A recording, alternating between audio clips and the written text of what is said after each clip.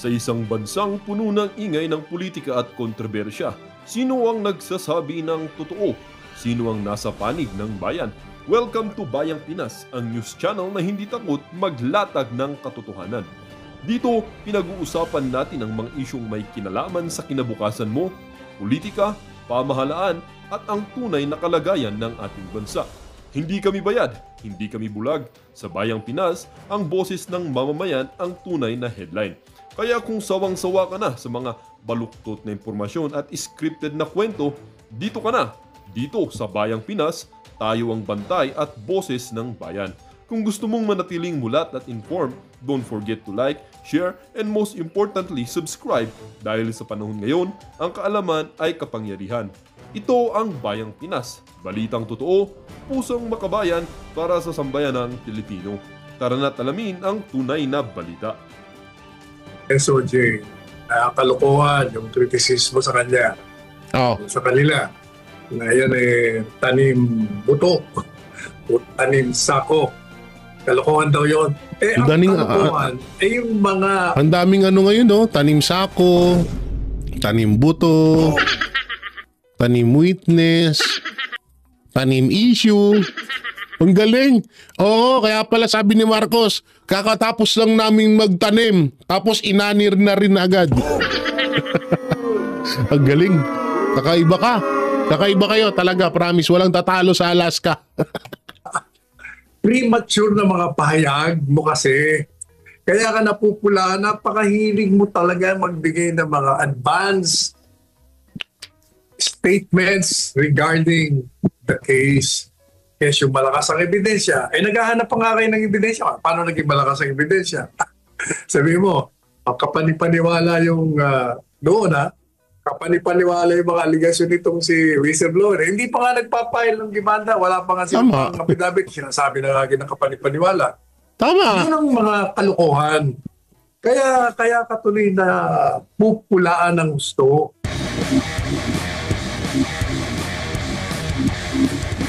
Tinawag ni DOJ Secretary Boying Remulla na kalokohan ang mga puna ng netizens hinggil sa search and retrieval operation ng mga otoridad sa Taal Lake. Kasunod ito ng mga komento sa social media na sinasabing tanim buto lang ang operasyon. Halo-halo daw yung buto na natagpuan dyan sa Taal Lake. Meron din daw buto ng hayop, Attorney Sal. Pero yung sako, hindi naman daw mukhang luma dun sa natagpuan. Ano ba sa tingin nyo ang niluluto dyan sa Taal Lake, Attorney? Niluluto. Yung sinasabi ni SOJ na kalokohan yung kritisismo sa kanya, yung sa kanila. Ngayon tanim buto o tanim sako. Kalokohan daw yun. Ang kalokohan ay yung mga premature na mga pahayag mo kasi. Kaya ka napupula, napakahilig mo talaga magbigay ng mga advanced Hindi, alam nyo, totoo itong sinasabi ni Atty. Sal kasi natatandaan ko, mapatungkol sa Jovelyn ba yun, yung case na yun? At yung iba pa, kasi ang hilig talaga ni Remulla magbida-bida rin eh. Nakisyo malakas na yung ebidensya, nasa kanya, tapos bandang uli, wala naman. Diba? Katulad nung kay Pangulong Duterte. Sabi niya, kumpleto na daw yung ebidensya, tapos bandang uli, sasabi, sinira ng mga Duterte yung ebidensya. Sinira ng mga Duterte, kaya kaya wala nang ebidensya. Kita mo, buwabalik lang din sa kanya eh.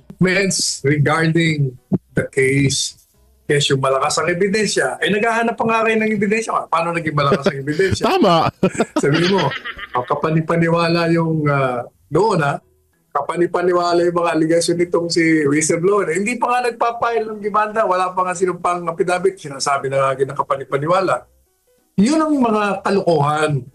Kaya katuloy na pupulaan ng gusto. Alam mo, may nabasa ko kanina sa dyaryo. Di ba, nagre-retrieve sila ng mga sako-sakong yan. Sabi ng mga nandun, mga tagaron. Si Aling Bebang yata, kung hindi tayo nagkakamali sa pangalan. Yung mga nakakuha daw ng mga sakong yan, yun ang laman daw yun, ay mga tilapia at nilalagyan talaga ng pabigat para nakapirmi. Kaya daw nakuha nila sa mababaw na lugar kasi kung naghahanap daw sila ng mga tao doon sa ilalim, doon kayo maghanap, hindi dyan sa ibabaw, kaya marami sila nakukuha. Okay. So yun pala yun. Kaya maraming sako doon sa palaisdaan. At meron ding expert na parang hindi ko alam kung collector ba ng buto, na sinasabing buto daw ng hayop, yung buto daw ng ng baka, yung mga nakuwang buto doon. Pero mamaya may papakita ko sa inyo, may bagong buto na naman si Remulla. Yan, nga pa sinasabi natin. Masyado kasing nauuna yung publisidad eh. Bakit Yan. pa kasi hindi na lang kayo manahimik na mag-imbestiga? Tama. Hindi mo naman kailangan kasi pakita yung ginagawa nyo sa totoo lang. Pero pwede naman yung i-record na pagbawal nyo. Bawal ang media dito, pero kukunan namin para recorded yung mga ginagawa nila. Pagdating ng panahon, mapapakita sa publiko yung ginawa nila na hindi sila nagtanim and so forth and so on. Di ba? Ang problema kasi nauuna yung mga announcement eh. Kaya kayo nakakantanan. Hindi na kayo natuto. At Attorney Sal, kaugnay pa rin sa isyong ito, sinabi ni Justice Secretary Boying Remulla na posibleng may koneksyon ang mga nasa likod ng drug war killings at isabong, lalo na sa kaso ng 34 na nawawalang sabongero. May ebidensyang nag-uugnay sa mga drug suspect at sabongero sa isang kaso sa Bulacan. Lumitaw din na may mga testigong bumawi ng pahayag at sinabing may mga personalidad na nanghihimasok sa investigasyon. Ayon kay Remulla, maaaring may iisang grupo ng mga death squad na sangkot sa parehong krimen. Patuloy ang paghahanap sa Taal Lake kung saan natagpuan ang mga sako ng labi. Isinangkot ni whistleblower Dondon Patigonan sina Atong Ang at Gretchen Barreto at ilang pulis sa pagkawala ng mga sabongero. Attorney Sal, for the purpose of discussion, may kinalaman ba talaga ang drug war death squads sa pagkawala ng mga sabongero? Yun nga, di ba? Yun na nga yung pinapangamba ko nung sa linggo ko pa sinasabi. Na most likely, ililink na naman nila, idadawit na naman. Yun na nga yung nangyari. Yan, nangyayari na nga. Nangyayari na nga. Pipilitin talaga nila. Talagang hindi na sila natuto eh. Hindi ba lang naniniwala sa inyo? Maniwala kayo at hindi. Kaya hindi ba dun sa aking column nung kahapon, Manila Times, na pag kayo ay hindi nyo tigilan yung ginagawa ninyo, pang-aaras, pagbubuli, paninira, pagtatanim ng mga kaso, maniwala kayo, ang taong bayan, naghihintay lamang. At yung mga araw nyo, bilang na. Pag hindi kayo matuto, hindi kayo tumigil. Kung matuto naman kayo, walang problema. Mabuti sa ating lahat yan. Kaya ayaw nga natin dumating o humantong sa isang kalakaran kung saan mauulit na naman yung mga kasaysayan na nagpapalit tayo ng pamahalaan sa gitna ng termino ng isang pamahalaan. Ayaw na natin yun. Ito na naman meron na naman ako narinig sa pagpapalit ng termino naggalagitna ang pamahalaan.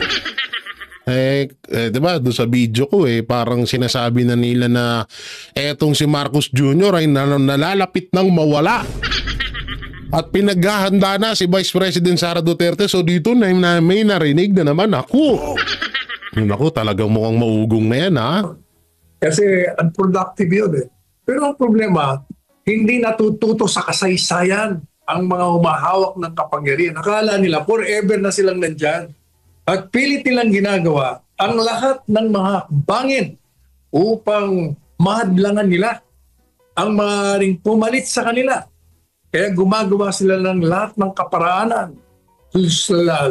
Sukdulan na lumabag sila sa saligang batas. Iyan ang problema.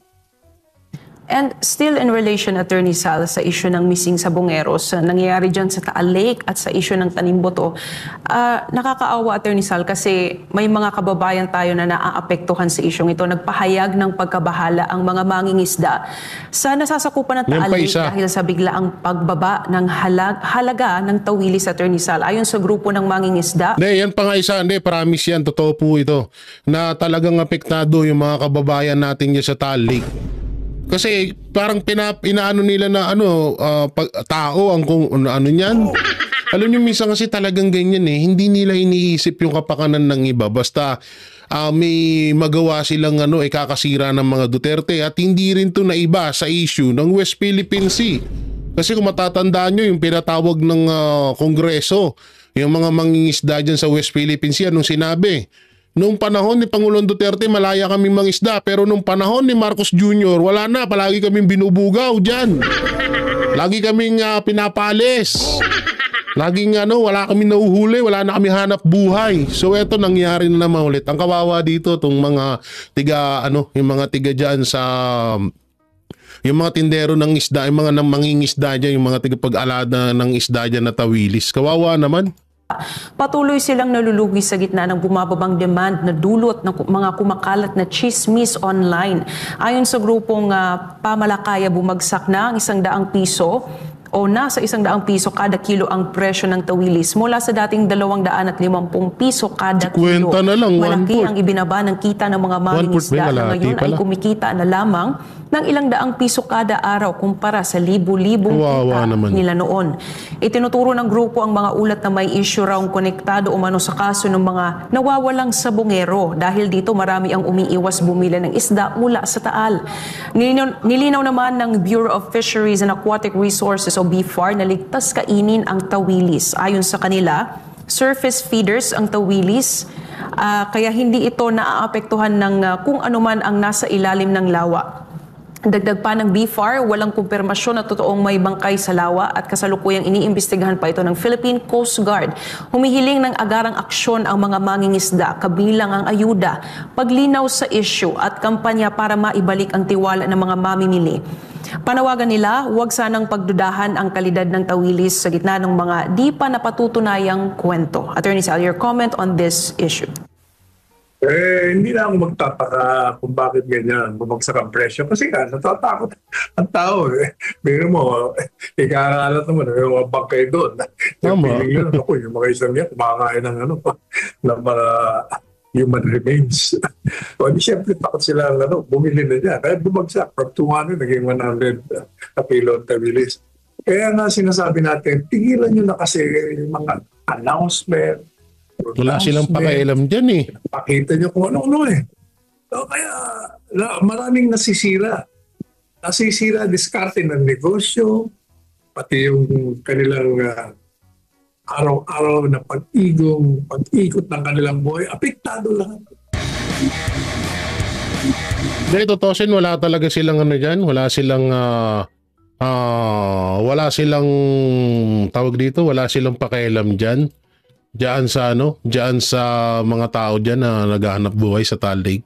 Kasi kung sa West Philippine Sea nga, mas malaki yun eh. Mas dihamak na mas maliit ang Taal Lake, di ba?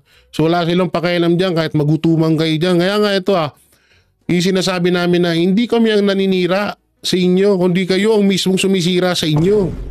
O tingnan nyo, hindi inisip ni Remulla yun, hindi inisip ng Malacanang yun. O ngayon, nasira sila sa tao. Sino naapektuhan? Duterte ba? O asan? O di ba yung mga nandoon? Kawawa naman yung mga taong naghahanap buhay doon. Grabe talaga. So eto ba isa? So usapang missing sa Bungero ulit, alias Totoy. Isa pa ring akusado na kaso ng mga missing sa Bungero Prosecutor General. Ito, panoorin natin ito. Maganda to. Nilinaw ng National Prosecution Service na kailangan pa nilang matanggap at mabasa ang affidavit ni alias Totoy para malaman ang epekto nito sa kaso ng mga missing sa Bungero. Hindi pa tiyak ng NPC kung may sapat na basehan ang mga revelasyon ni alias Totoy at kung magagamit ba ang mga ito para sa pag-usad ng kaso. Si Margot Gonzalez magbabalita. Sunod-sunod ang mga revelasyon ni alias Totoy sa kaso ng mga missing sa Bungero, kabilang na ang pagtawid sa mga personalidad tulad ng negosyanteng si Atong Ang at artistang si Gretchen Barreto bilang umano'y mga mastermind. Ibinanyag din ni alias Totoy na may mga hukom umanong sangkot sa krimen. Ayon sa kanya, ang mga... O nga pala disclaimer hindi porket nagre-reaction ako dito sa missing sa Bungero, pinagtatakpan ko na si Atong Ang Kasi... may issue na naman yung mga kabilang vlogger, yung mga ulupong. Binayaran na naman daw kami ni Atong Ang para ipagtanggol si Atong Ang. Kaya namin to nire-reactionan kasi may sinasabi na naman si Remulla na konektado sa war on drug ni Pangulong Duterte. Mga tanga. Nawawalang sabungero, itinapon sa Taal Lake. Gayunman sa panig ng prosekusyon, hanggat wala pa silang natatanggap na affidavit mula kay alias Totoy, hindi pa nila masasabi kung may sapat na batayan ang kanyang mga pahayag para makapekto sa mga kasong hinahawakan nila. Hanggang ngayon, wala pa ring formal na affidavit sa alias Totoy. At sakaling magsumite siya, isa sa ilalim pa ito sa masusing evaluasyon. At this point, much as we would want to, we cannot make any disclosures because all these revelations which are being made have to be formally presented or submitted to us in the form of affidavits, and we have yet to see it. And if and when we do see it, we still have to evaluate. We have to see what its impact will be on the cases that are pending. Kasi kailangan naman natin i-validate at tiyakin na yung mga sinasabi ay may pinagbabasihan. At doon pala natin malalaman kung ito ay magkakaroon ng siguro pagbabago doon sa pag-usad ng kaso na isinampa natin, especially doon sa Manila Arena case. Sa July 22, nakatakda ang pagdinig kaugnay sa kaso ng mga missing sabungero sa Manila Arena. Ihaharap doon ang mga panibagong testigo sa kaso. Si alias Totoy ay tinuturing pa ring akusado bilang dating head of security ng Manila Arena sa kabila ng kanyang mga revelasyon. Aabangan din kung sino ang tatayong abogado niya sa susunod na pagdinig. Hindi, dapat lang talaga kasi baka matulad kay alias rin na yan. Na biglang buwelta na naman kasi binayaran. Kaya dapat lang talaga. As far as the case in Manila Arena, we have still a hearing. We have 2 more witnesses that we will be presenting. Scheduled this coming July 22. So, again, ang developments sa kaso na yun, initially all the accusers were sent in by one law firm.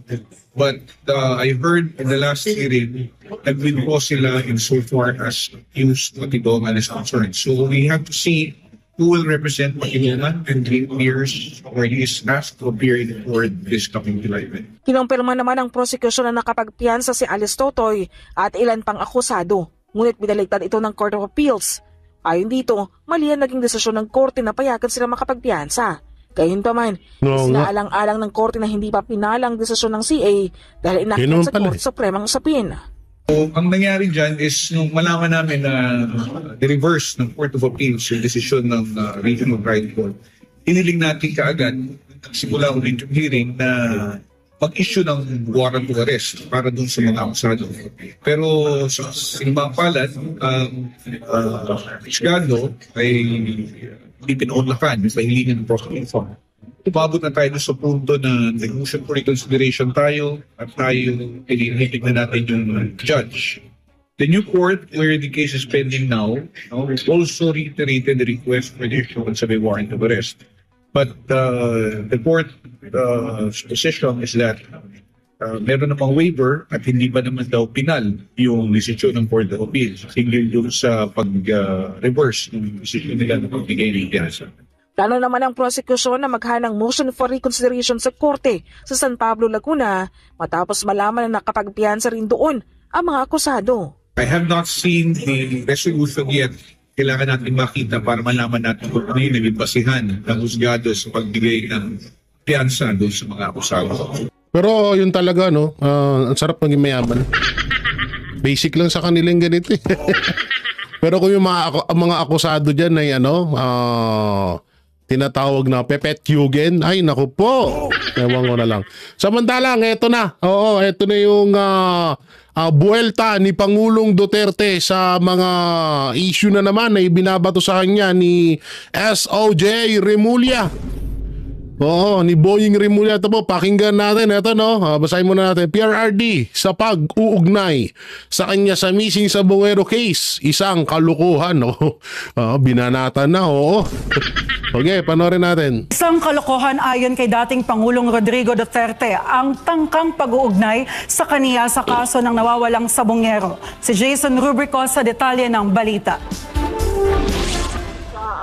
Ibinunyag ni Vice President Sara Duterte na personal niyang ipinaabot sa kanyang ama na si dating Pangulong Rodrigo Duterte ang isyu ng tangkang pag-uugnay sa kanya sa kaso ng mga nawawalang sabungero. Kasunod ito ng pahayag ni Justice Secretary Boying Remulla na may posibilidad na ang ilang sangkot sa mga pagpatay noong panahon ng drug war ng Administrasyong Duterte ay konektado rin sa pagkawala ng mga sabungero. Ngunit para kay dating Pangulong Duterte, isa itong kalokohan. Sa preposterous, doon siya nakakomment na preposterous daw yung attempt to link him to the missing sabongeros and the bones or the bodies in Taal. Nang tanungin kung ano ang masasabi ni VP Sara sa tila pag-uugnay sa pamilya Duterte sa iba't ibang isyong nangyayari sa Pilipinas, kabilang na ang kaso ng mga nawawalang sabungero, ito ang tugon ng pangalawang Pangulo. It is expected because we saw it early on with their attacks to my office, no? Ayon kay VP Sara, nagsimula pa noong kampanya ang mga negatibong pahayag laban sa kanila. Hindi raw niya ito pinansin noon dahil naniniwala siyang limitado lang ang kanyang kapangyarihan bilang pangalawang Pangulo. Meron ng mga nagsasabi na nakakarinig sila sa loob na hindi maganda yung sinasabi doon sa grupo nila. Hindi ko na lang pakalanan kung sino yung mga personalities doon. Pero naririnig namin, nare-report sa amin kung ano sinasabi doon sa loob. At hindi ko naman kasi pinansin yun. Sa madaling salita, parang immune na si Pangulong Pangulong Sara Duterte. Sabihin na natin Pangulo, ganun din naman eh. Immune na sa mga ganitong larangan or pamamaraan ng administrasyon si Vice President Sara Duterte. Oo, dahil simulat sa pool din naman talaga. Tama naman yung sinabi niya, wala naman bago. Yun. Dahil naisip ko na sino lang ba ako?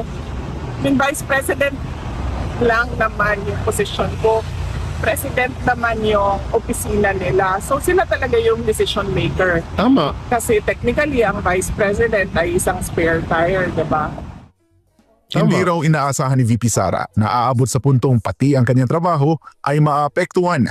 Aniya, tila sinasadya ngayon na putulin ang kakayahan ng Office of the Vice President na makapagserbisyo sa publiko. So hindi ko inisip na aabot siya sa punto na pati yung trabaho ko ay maaapektuhan at pati yung pagtatrabaho ko ay pilit nilang parang sirain. i-clip yung wings ng Office of the Vice President na rin to help our countrymen. So yun ang hindi ko in-expect. Sa huli, ipinahayag ng pangalawang Pangulo ang kanyang panghihinayang sa sitwasyon ng bansa. Wala na aniya siyang nakikitang daan pabalik sa panahong may pagkakaisa at pagpapatuloy ng mga nasimulan ng kanyang ama. Yun talaga. Yun ang hindi ko in-expect. Hindi ko rin in-expect na aabot sa ganito yung bayan natin na wala nang nangyayari. As I said before, na it seems that we're on a road to perdition, and right now I think it's hopeless. I don't see any road going back to that road where there was unity and continuity of the legacies of the President. Alam nyo, talagang talagang kahit nga tayo nangihinayang na nasimulan na ni Pangulong Duterte na sige sabihin na natin hindi 100% pero at least sinimulan na, 'di ba? Nasimulan na.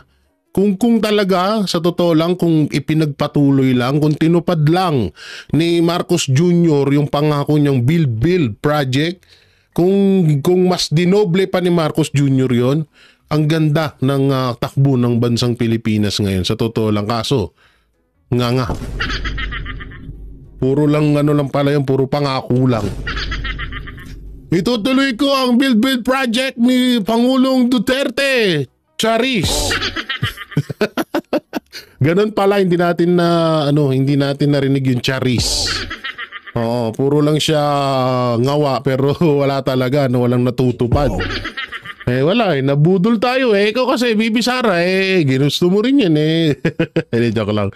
Tapos na tayo doon. So samantalang ito, ipapakita ko ito yung sinasabi ko sa inyo. Nabistado na naman si Remulla at desperado na. So eto siya, ayan. No? Basahin natin ha. Hinukay ng mga otoridad ang nasa 3 bangkay na walang pagkakilanlan na ipinalibing umano sa isang pampublikong sementeryo. Ang dami mo talaga mahanap na buto dyan, sementeryo yun Ang lakas mo, boying! Ang lakas ni Remulla, gago no? Nagpahukay ng buto sa sementeryo.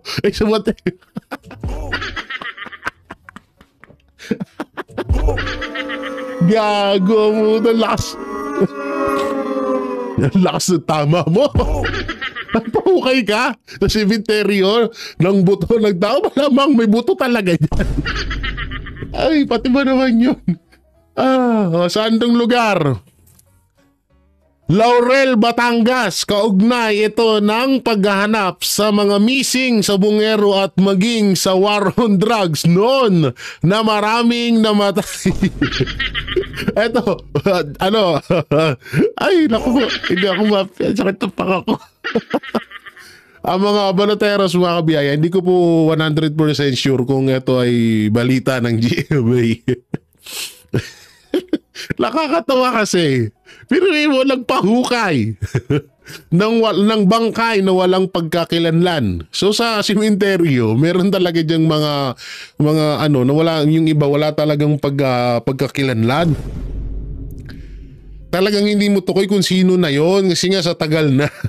Talagang may mahahanap kayo dyan, Dudong. Sementeryo nga ni. Ang lakas ni Remulla. Ang lakas mo, Remulla, palakpakan.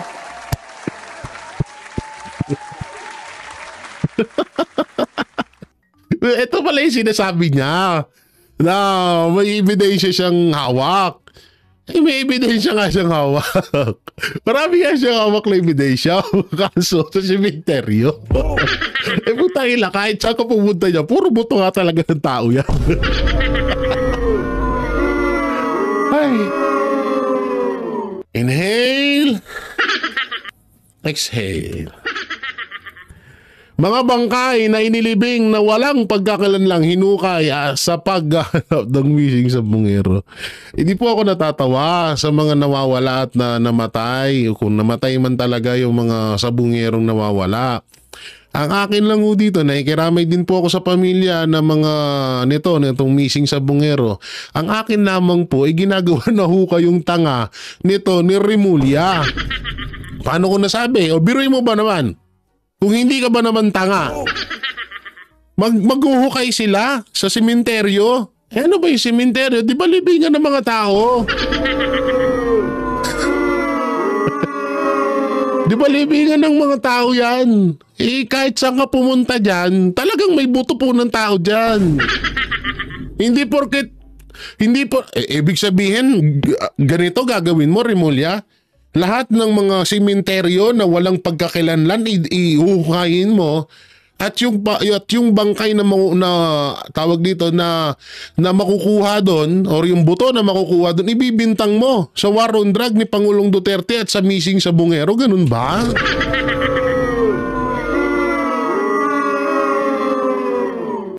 Baka mamaya yung buto na yan 1932 pa yan. Baka mamaya 1932 pa yan, nakapanahunan pa nila Jose Rizal yan, nila Apolinario Mabini. Tapos hinukay mo, tapos ibibintang mo ngayon sa war on drug ni Pang. Ito talaga to, makagawa lang ng kalukuhan mo talaga. Oo, eto, ewan ko kung eto ba yung balita ng GMA. Asan yun? Ito. Tingnan natin kung eto asan yun? Panoorin natin ito. Sarantado lakas mo, Remulla. Iba din trip nito ni Remulla no? Tinawag na preposterous o kalokohan ni dating Pangulong Rodrigo Duterte ang tila pag-uugnay sa kanya sa isyu ng mga nawawalang sabongero. Ayon sa anak na si Vice President Sara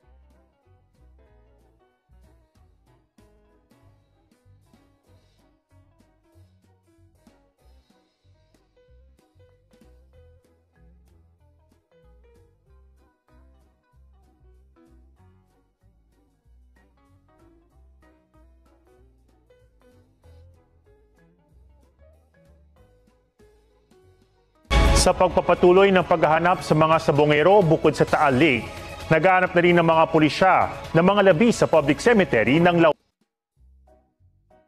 Torero doon. May inilibing siya noon na sa pagkakaalam niya ay mga salvage victim. May report si Ian Cruz. Habang ginagalugad ng Philippine Coast Guard ang mas pinalawak na search area sa Taal Lake para sa mga nawawalang sabongero, naguhukay naman ang pulisya sa public cemetery ng Laurel, Batangas. Layo nilang makuha ang mga labi ng 3 individual. There were some victims found in 2020 that were just buried by the police because nobody claimed them in the Pulinaria. We are exhuming them. We are setting up the DNA bank that we need to set up because precisely of those people who are missing.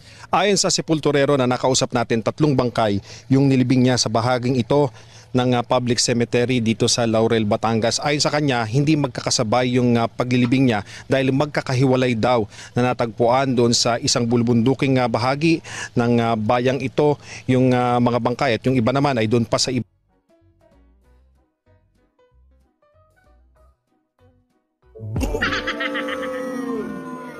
Bang area at inatasan lamang daw siya na ilibing nga dito sa lugar na ito yung mga bangkay. At sa ngayon naman ay aalamin ng mga otoridad kung yung bang mga inilibing na bangkay dito ay may koneksyon doon sa mga hinahanap na mga nawawalang sabongero. Yung iba ay pabundok na yan. Saan pong lugar? Sa mga tamayong yan, mga sa gubat. Mga ilang taon na mula noon nung nilibing ninyo? Sa tansya nyo lang po? Baka humagit ng 3 yun sa mga 3. Hindi ko ho kilala, sir. Basta dinideliver lang sa akin yun. No. Inaabisa lang ako sa akin, ipinireport sa akin na mag-ready ka, mayroong salvage na ililibing tayo.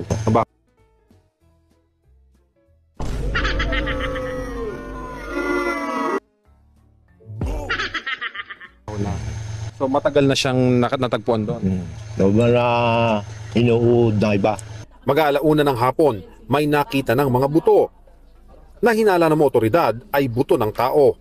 Inilagay ang mga ito sa body bag at inaasahang ipoproseso para makuhanan ng DNA profile. Sa Taal Lake, wala pa muling nakuhang kahina-hinalang bagay ang mga divers sa ilalim ng lawa. Ian Cruz, nagbabalik.